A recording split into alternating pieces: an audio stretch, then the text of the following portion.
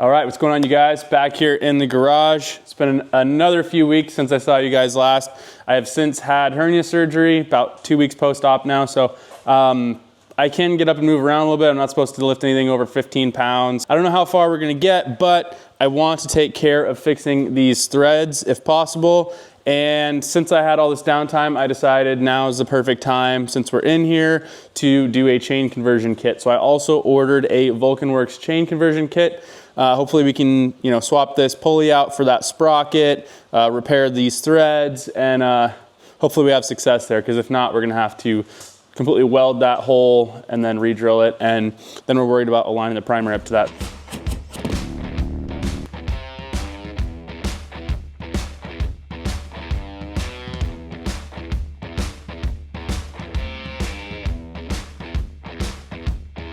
I did a little bit of research because I wanted to find a better solution than a helicoil. Helicoils are a good good fix. They work perfectly fine for a few cycles of bolts going in and out, but then they do tend to fail like happened to me. So I wanted a more permanent solution, and I found there is a product called Time Sert, and a Time Sert is a much more permanent solution. It is a steel sleeve, so rather than a helicoil, which kind of looks like a slinky, right? Each one of those threads, there's a gap in between them. These Time Serts are an actual steel sleeve. So instead of aluminum, we now have steel in the case, which is going to be much, much stronger. So we'll go ahead and drill it, tap it, thread this in. We'll go ahead and use some red Loctite on the outer diameter of this. And that should be a nice permanent solution and should, in theory, be stronger than the original aluminum case ever was. So fingers crossed that goes smoothly for us.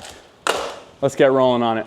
Okay, so we have the pulley back off. We've also pulled the sleeve out. I forget what it's called, but it's the one that sits in between the 5th gear seal and up against the quad seal there. The reason we've pulled this is because the chain conversion kit comes with a different dimension, one of these, that bumps the whole sprocket further out, since it's a different, obviously, setup than this pulley here. I actually opted for the 150 rear tire kit. It just bumps the entire sprocket and chain assembly and everything a little bit further out than their standard version. I did that just in case I ever want to run a wider rear tire. I've got a 130 on here now. I doubt that I'll ever want to go bigger, but they said 130 is as high as they recommend with the other kit, so I figured why not go with the other one. It was an extra 50 bucks. So yeah, before we get started trying to reassemble with the new sprocket and everything, we've got this room all available to us right now to work on this thread solution repair here. So here is our Time Sert kit. We've got our drill bit, we have our tap, we have our counter bore here. This is going to be to counter bore so that when we insert the sleeve, this shouldered top part here will sit flush with the case. As you can see, these are way better than a helicoil. Total sleeve, steel. This is going to be a perfect solution long term. Step one is going to be to drill this hole out. We want to be as straight and level as possible.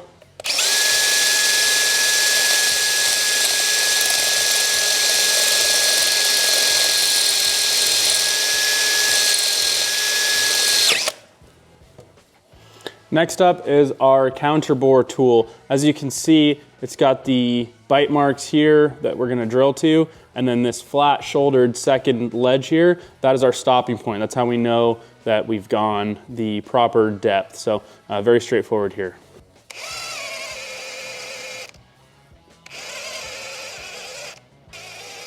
All right, we are there.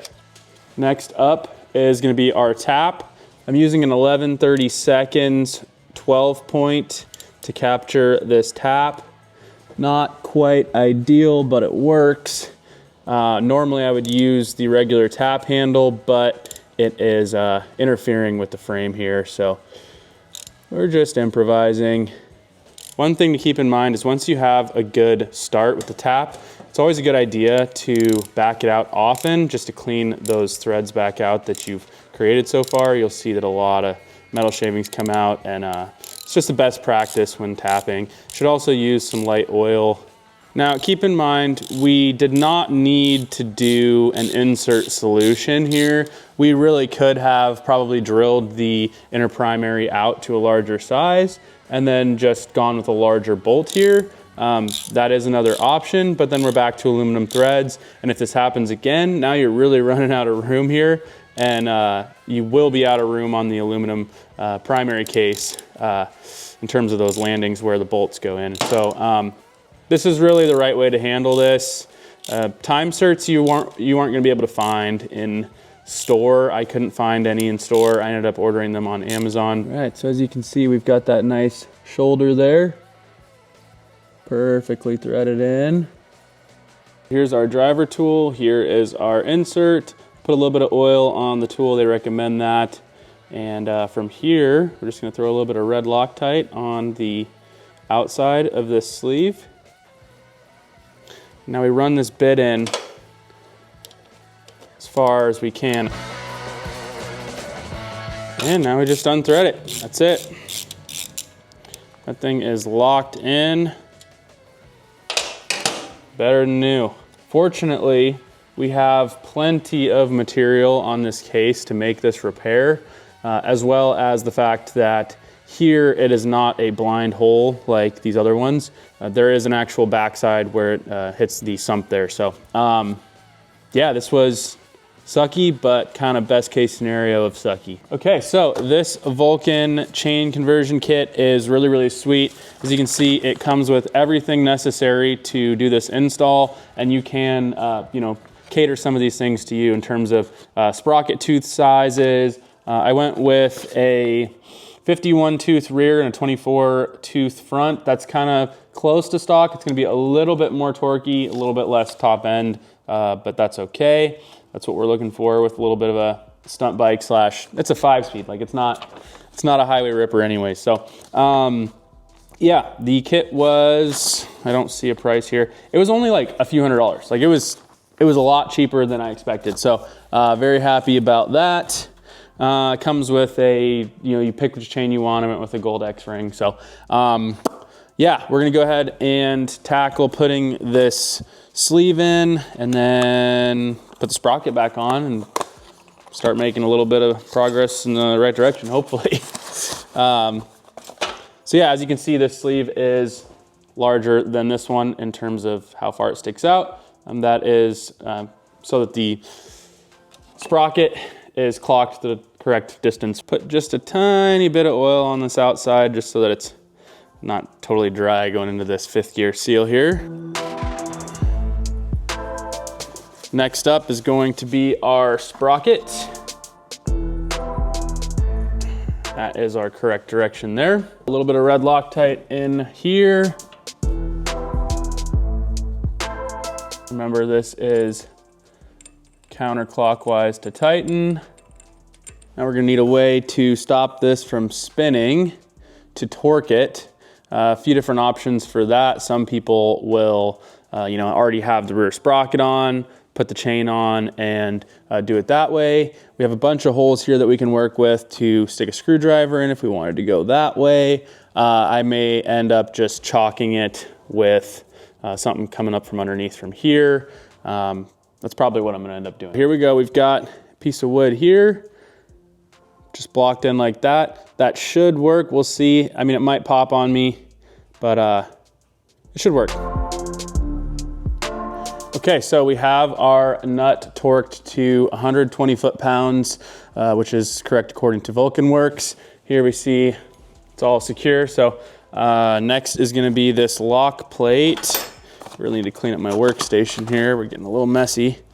But there are only 2 threaded holes here, so we have plenty of opportunities to find what lines up. So another thing that I really, really like about the Vulcanworks kit in comparison to some of the other ones is they use steel sprockets for the front and rear. Most of the chain kits are a steel sprocket up front and an aluminum one in the rear because it's a little bit lighter and, you know, go fast, woohoo. Steel sprockets last a lot longer. In the dirt bike world, like on my Cowie here, I actually have an aluminum centerpiece, and then the outer ring is actually steel that the chain rides on, so that you don't shark fin out those teeth so quickly. So I went with the steel one from Vulcan. It's going to last a hell of a lot longer. It's not hard to change out, obviously, because it's just bolted to the rear wheel. I want this to be something that I don't have to service often, and going with a chain kit is kind of nice for that aspect anyways, because now I never have to worry about if a belt snaps that I have to pull the whole inner primary and stuff out. Just run the new chain onto the sprocket and you're good to go. The other reason that I am doing a chain conversion on this is when it comes to wanting to do some stunt stuff, having the ability to change rear sprocket sizes based on how you want the bike to perform for you is a huge bonus factor, as well as just the increased stress that you do put on the drivetrain from clutch dumping and, you know, rev limiter and all this stuff. So if you're gonna beat the hell out of these bikes, doing a chain conversion is the right move. So that is the driving force behind that. So get these tightened up. It's gonna be 108 inch-pounds, so basically 10 foot-pounds. I don't feel like removing my swing arm to get this belt out of here, so there's no going back now. We're gonna cut the belt.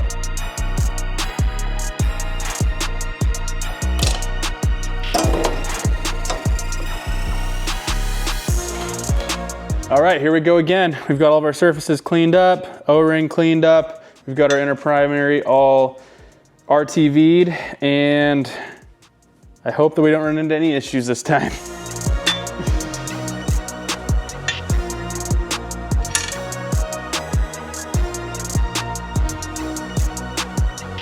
I've got all of our hardware all cleaned back up, wire brushed it all, including these guys, because I am going to put a little bit of RTV on the back of them like I did the previous time.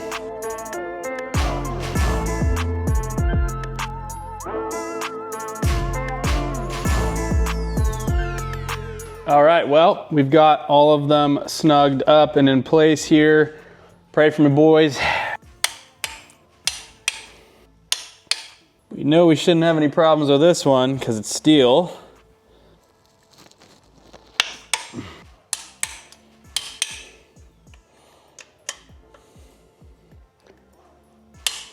All right, we did it.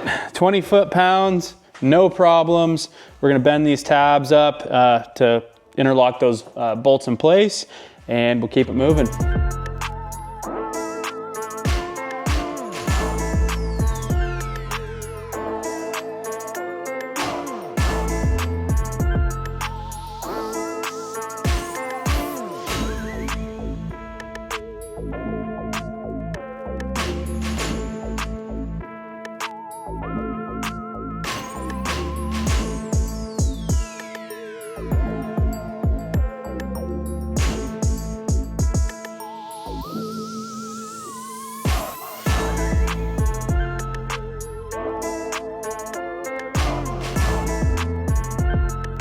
Okay, we're almost ready to slap our clutch and primary chain assembly back in. Before we do, I'm going to put in the tensioner shoe. I did end up ordering a new one. I know that I said I wasn't going to, but with this having taken a month, I finally just was like, okay, everything is getting eradicated and replaced in there. So here is our old shoe.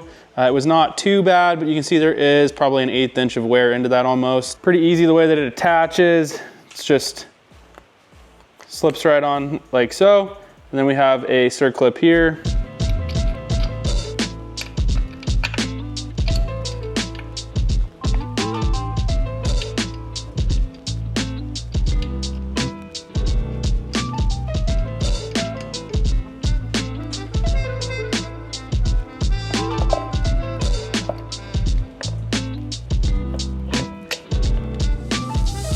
Okay, a little bit of red Loctite in our compensator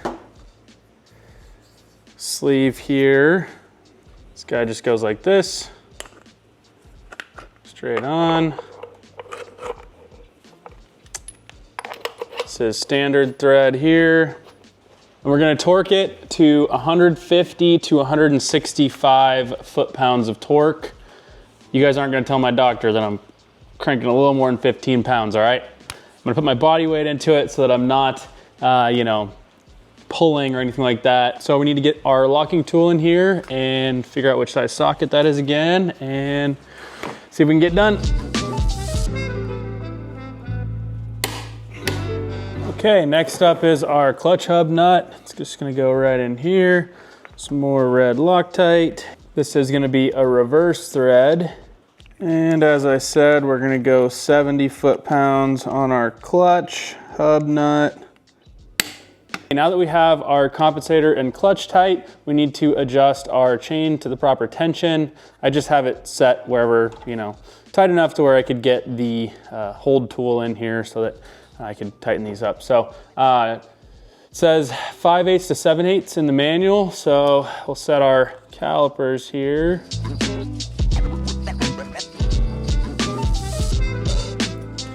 All right. Happy with that. Just over 5/8, way less than 7/8. Go ahead and tighten that up. It gets torqued to, it's like 21 to 29, so we'll just do 25 foot-pounds. Okay, next up, we have what's called tower gaskets, and we're gonna put one here and here. Next up is going to be our clutch adjuster situation here. We've got our rod that goes all the way through and in. This is clocked, those grooves there. Now we've got our clip here.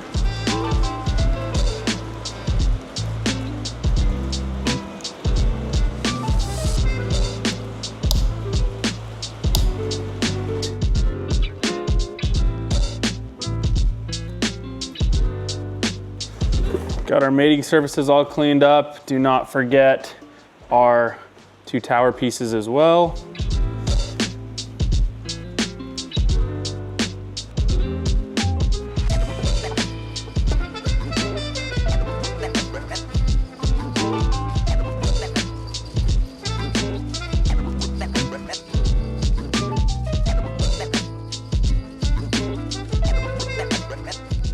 All right. Here is our gasket and our fancy new cover.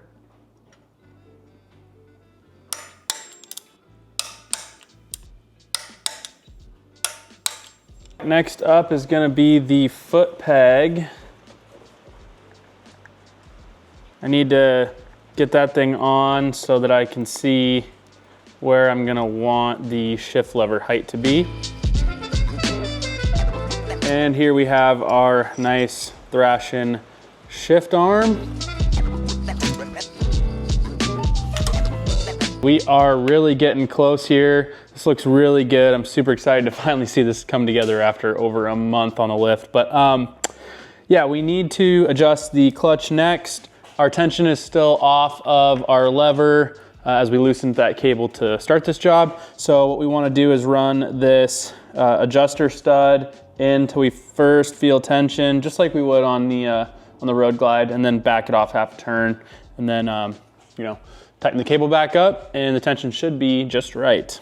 There is tension, and then half a turn, puts us right there, then tighten our nut up. It's supposed to be, I think, 108 inch-pounds, but we're going 10 foot-pounds. With our clutch lever all adjusted up just by spinning here, we're done. Just that half turn with the nut, torque it down, and then you just need to run your clutch cable play up until you feel about 1/8 inch of play. That's what I've got here. And I can see that's where it's adjusting there. So I'm all good. I need to just tighten up this lock ring here, and we're done with our clutch adjustment.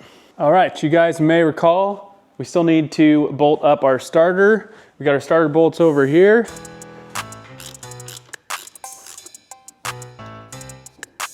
Okay, when I said that I dropped the wheel right out from underneath this thing, I mean, I pulled the axle and I figured the tire would catch it on the caliper like it normally does.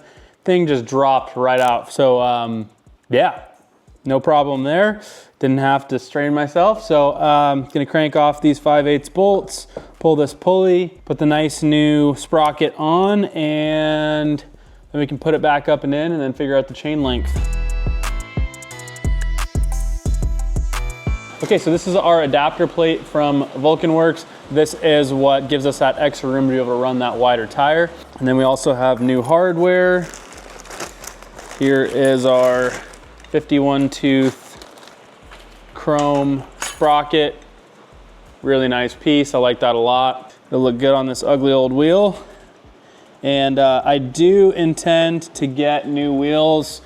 I don't think I'm gonna do the 9-spoke or 13-spoke mags that everybody does, because everybody does it, and they are ungodly expensive now. I mean, you guys are freaking smoked. I've seen almost $2 grand for a set of chromed ones, and it's like, those were OEM on Sportster and most of the Dynas for like a long time. Like, you guys are crazy.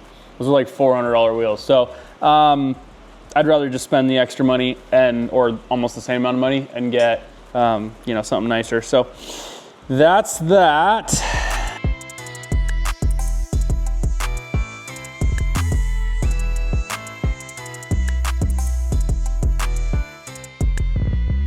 Okay, wheels back in. Everything's still just loosely hung because we need to figure out where we're gonna want the rear wheel once we get our chain set up. It's a nice gold RK X-ring chain. It's a 530 is the size.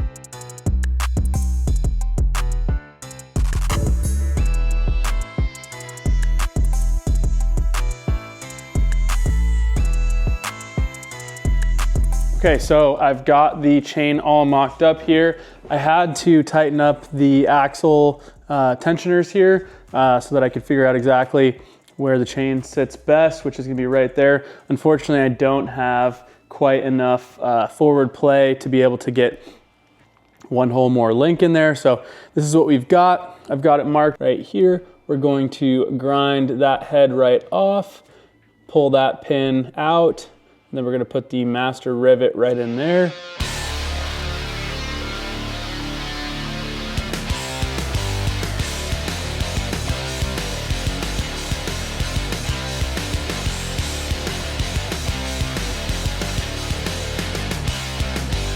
As I said, this is a rivet style, so I'll end up using my rivet attachment here and punching the tips of it out, kind of flared out, and that's how it stays.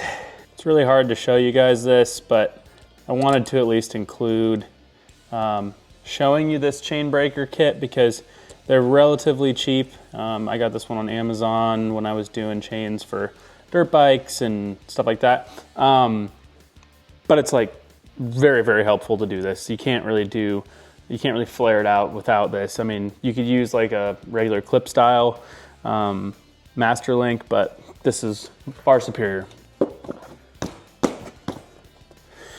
All right, we are nearly there. We've got our chain on, axle's still loose, so I need to do a final torque with all of that stuff and make sure that we're, you know, even side to side on the adjuster. And I did have to remove the belt guard, but honestly, it looks so much better without the belt guard. I think that's how it should have, it has to be like that. It's gotta be like that. So we'll drop this thing down, throw the seat on so I can get a look at the whole thing.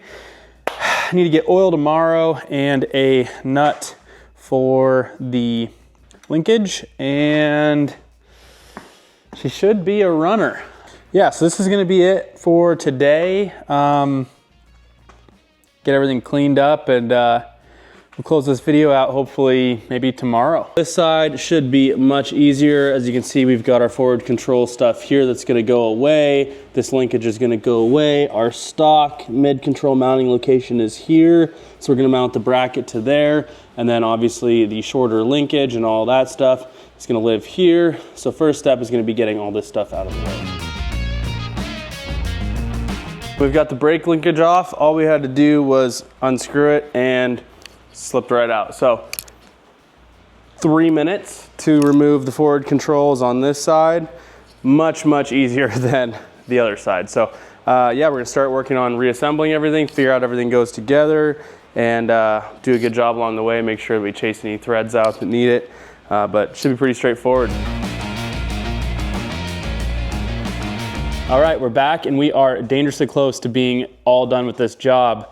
Off camera, already added some oil. It's like 28 ounces, pick your poison. No need to show you guys that. And we aligned the rear axle. I probably should have showed you guys that, but it is the same theory with your belt drives or with any motorcycle in general, and that is you want to get the axle as straight as possible in the swing arm. It'll vary depending on what model of motorcycle you have, but with the Dynas, there's a hole on both sides of the swing arm. Stick something in there, measure. I used my calipers to just measure from the distance that hole to the center of the axle on both sides. Got that right dead on and tightened it up. Got about ½ inch of up and down travel with the chain. That's a good tension there. That's that. So, all that we have left to do is tackle this linkage job. So what most people tend to do is they'll run the ARP bolt on this side with the head out because it's no problem. And on this side, they'll end up putting the ARP bolt in with the head on this side and then the nut on this side, and it'll look something like this, which is fine. It's totally, practical, but it doesn't look that great. I would love to have the ARP on both sides. And as you can see, with the ARP bolt in this way, it would just about hit the block here. So what I've decided to do is get a low profile lock nut. Luckily my local Ace has it in chrome, so it looks really, really good. This low pro version is going to give us the clearance to not hit the block here, and then I'll just take off the excess material from the ARP bolt. That way I can run the ARP head out and still have a nice nylock. Okay, we've got our ARP bolt in, as you can see.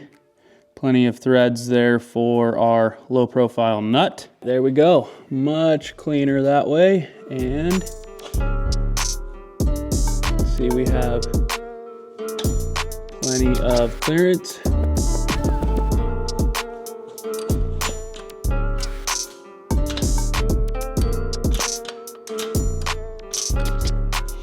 Perfect.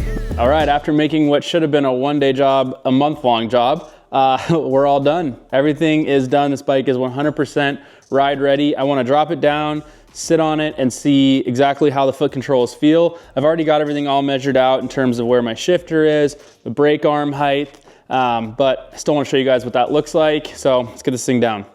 Oh yeah, that is so much nicer. I'm telling you guys, you can see where the old forward control mounts were and they came up and out. It was like here, I could barely shift. I couldn't reach the brake. So this is worlds better. This is a good performance riding, try to do a little bit of stunting, freaking, great for the girlfriend.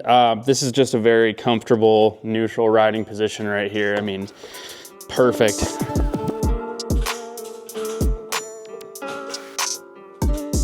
Yeah, that's nice.